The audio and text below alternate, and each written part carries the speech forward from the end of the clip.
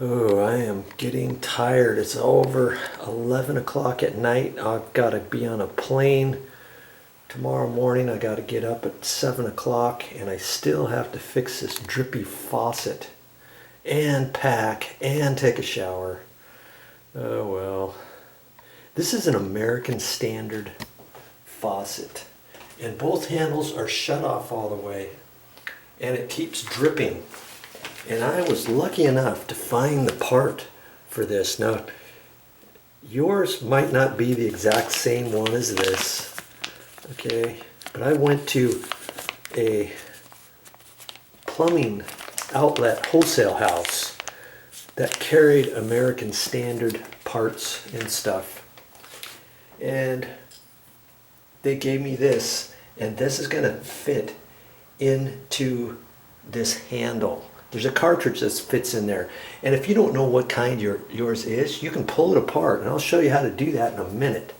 We've got to first turn the water off, the cold water side off, because this was cold water.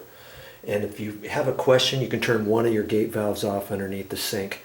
And if it's not that one, it should be the other one. But, you know, if this was warm water, obviously it would be the hot water side. And usually the hot water side goes out first before the cold water side. But on mine, nope.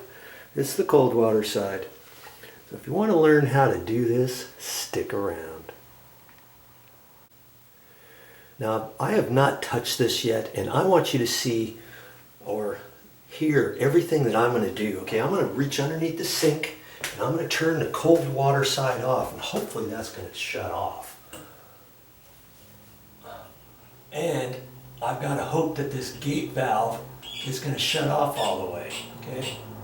And it does. Okay, I turned the cold water side off. Lucky it went off all the way, because sometimes your gate valves, if they don't shut off all the way, then it's like, okay, what are you gonna do with that? Okay, so the next step is I've got to take this handle off. You got any ideas how to do that?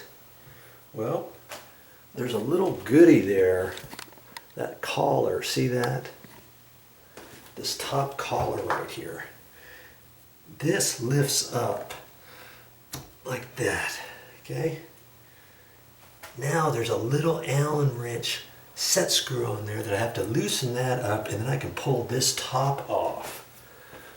Now I gotta find an Allen wrench, and hopefully it's gonna come off.